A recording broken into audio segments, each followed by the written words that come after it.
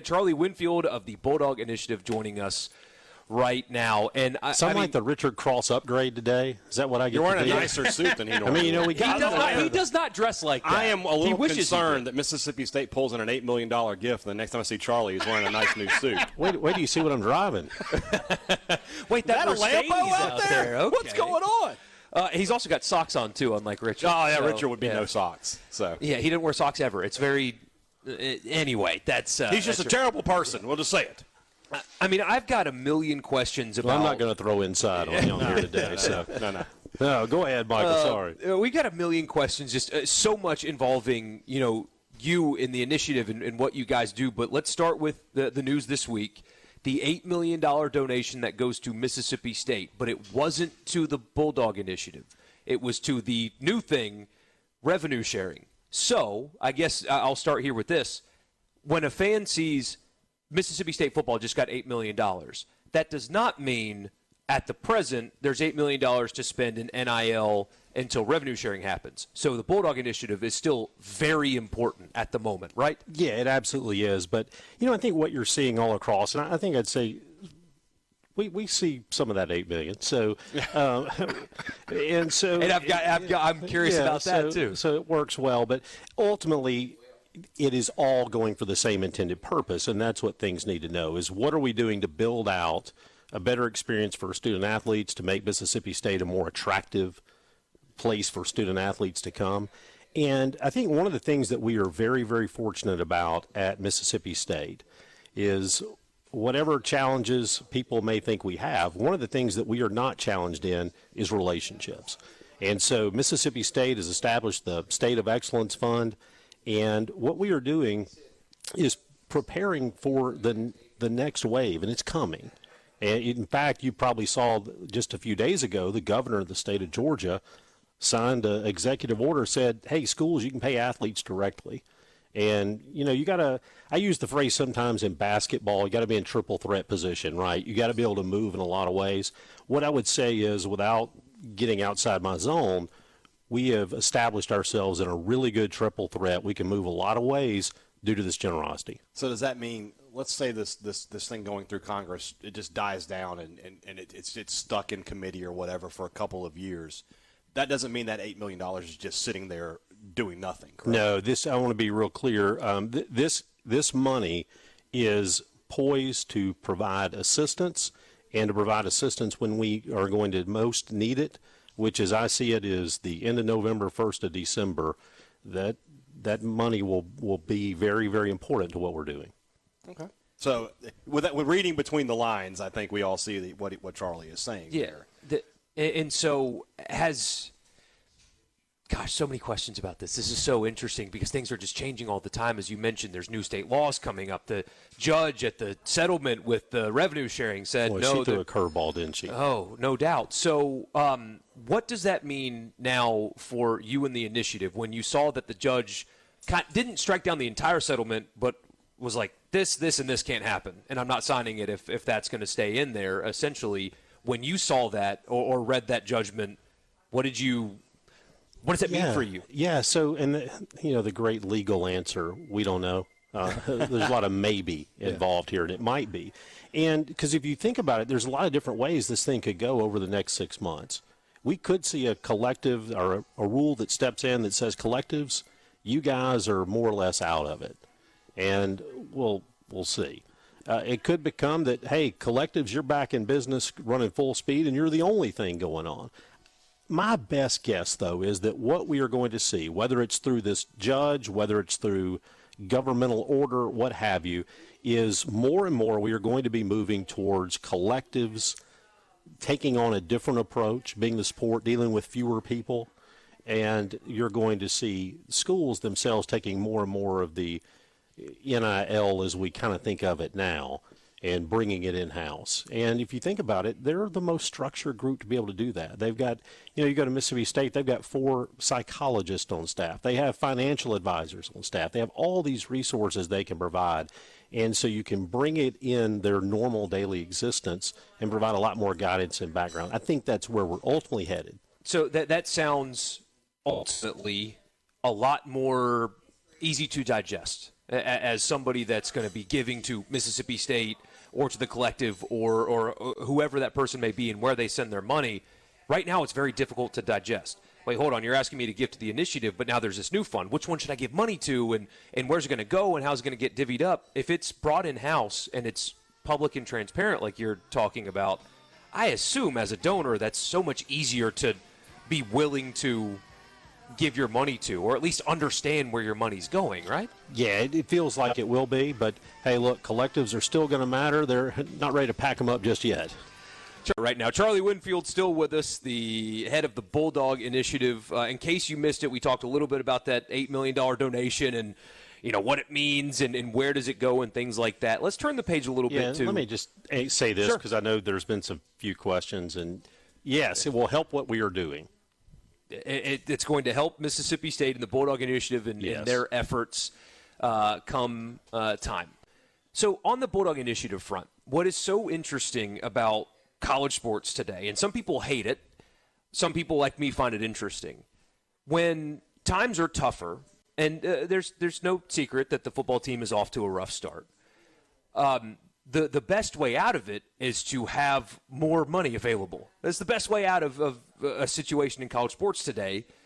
And when teams aren't performing, that's I assume the hardest time to get money. However, you said this week on a post on a message board that you've actually seen an uptick in interest in members to your collective. As a matter of fact, we've had 60 new members in the past 3 days. We were actually getting new members during the game on Saturday, and I got an email from somebody saying, you know what, you've been telling me, now I get it. Yeah. And so I actually had 3 people sign up before I'd gotten home after the game. And so a lot of people signed up. I think we had about 35 new members yesterday. I'd have to check the update on today.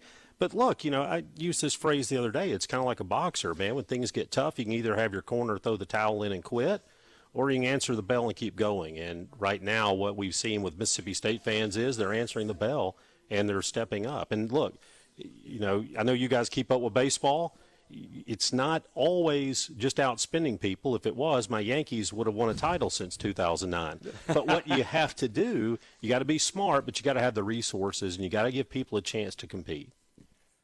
We the other day talked about Hunter Yurchich and his comments at I guess a booster meeting or something about NIL and collectives, and it's rare to see an athletic director be that open and upfront and adamant about what NIL is and what it means to the university. What did you think of what he had to say? Well, one, I was a little bit startled, and I had to, look, Hunter Yurchich is a guy who's never met, a microphone or a controversy he didn't enjoy, and so you got to take that into perspective a little bit too.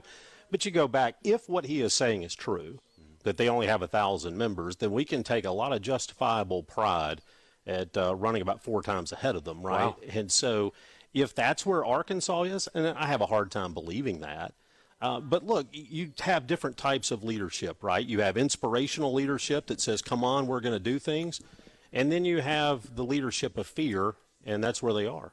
And then the other side of that's maybe that struck me a little odd, but he was talking about Ole Miss at 5,000 members and saying, as a point of pride. Now, all I'm thinking is in a stadium that holds 65,000 people, they've only got 5,000. You're saying close to 4,000 for Mississippi State in a stadium that holds 62,000. What can these universities do to get more of the grassroots thing, to get that number closer to 10, 15,000? Is that doable? It's a challenge. First of all, so when you go through that number and you start to say, okay, there's 60,000 in a stadium, there may be 15,000 families represented, right? Yeah. Because you're going to have families of 4 in groups. True. So you start then to break that down. The single most powerful thing isn't advertising. It's not people going around. It's word to word. It's people looking their friend in the face and saying, all right, look, man, we got to get involved here. It's time. And I have seen that peer-to-peer conversations have made a huge difference, and particularly here of late. So on that note, you've got it's not just football.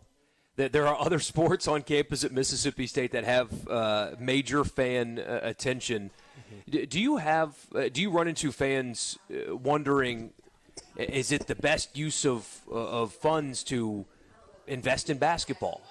And that question always kind of baffles me because look at what the roster that State has built in basketball is. But do you run into that when you're talking to people? It's, hey, I only want football, or I only want basketball, or I trust you, do whatever you want with it. And how do you – what's your pitch to those people? Well, I think first things first, any athletic director who is worth hiring will tell you and be honest with you right up front that we better compete in football and we better win in football, because if you look at it, over 80% of your revenue every year is going to come from that sport. It floats all other things.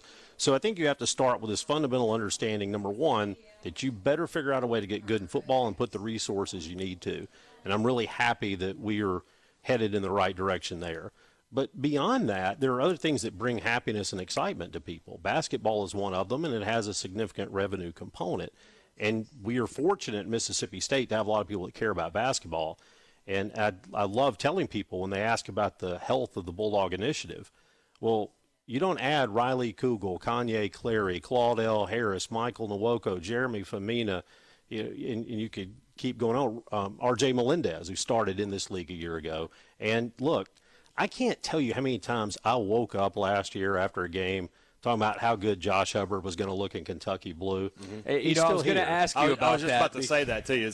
You said you don't add these players. You don't keep Josh Hubbard. And you don't keep a Cam Matthews, who's all defensive player, one of the best players in the league.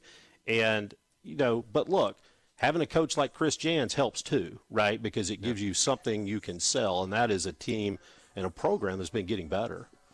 How do you combat donor fatigue, or have you experienced donor fatigue? Because we get messages every single day from fans, the economy's tough. That is a very harsh reality for our situation right now. Is things are getting more expensive. Yeah. And so what's next? Is it just, hey, soliciting more donations, or are you guys working with apparel to help find new ways for people to get money to the Bulldog Initiative without feeling like it's just handing money over? What's next there? Yeah, so that's one of the big things that we're working on right now is expanding. The other things we're doing, though, is trying to help our players move more and more to what we'll call true NIL. If you look at our Twitter account over the past 2 weeks, you're going to see our athletes in the restaurants who are supporting us, in the businesses who are supporting us.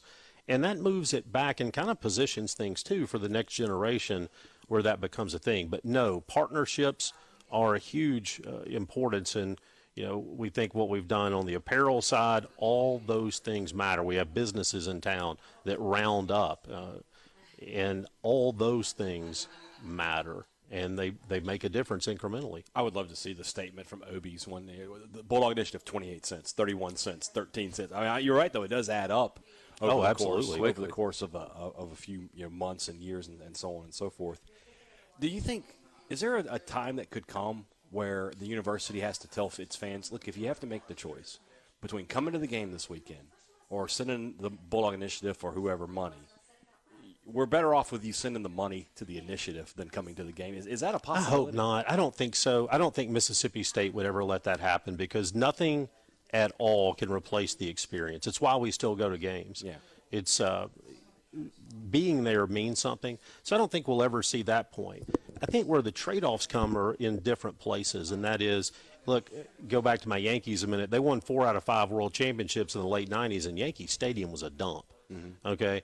And none of the Yankees fans were clamoring because the lights didn't flash right, or the New York wasn't loud enough over the PA system, right? They were winning and they were happy. I feel like I've been reading a message board. What's going on here? And so, but the point being, I think that's where you're going to see a trade-off. And even though people tend to think resources are unlimited, they're not. And you have to make some choices. I think one of the great things, though, in talking to Zach Selman, he understands the need for both, and he understands balancing it. So I think we're in a really good spot with the leadership we have. We get this message here, and this just cracked me up. I just wanted to read it to you. Basketball this season will rebirth a level of excitement not seen in state athletics since the College World Series win. Well, it may be true. We're hopeful. But, we're hopeful. If there is one thing I'm always hesitant of, we always focus a lot on where we are. Look, other people are out there competing too, and that's the thing. It's a full contact sport, even in the off season. Yeah. And then another one, again, because some of these just crack me up, and I know you'll appreciate this one. He says, God bless Charlie Winfield. I hate to think where we'd be if he hadn't seen the need and stepped up into the breach. Well, here's the thing, and that's the point. Look, we are in a position right now where there was an old way of doing things. There's a new way coming, and what we're in the breach. We're in that gap, right? This isn't a career plan for me. What this is the fact that nothing matters more to me beyond my family and church when I wake up every day than figuring out a way to help Mississippi State be successful, and that's what we're going to keep doing. It's a real labor of love. It really is. I mean, you got to love a place to do NIL work for that place. It sounds tough. Nah, it's a blessing. It's not. Look, it's an opportunity. We can get better, and we are, and we're seeing it right now, and people are responding.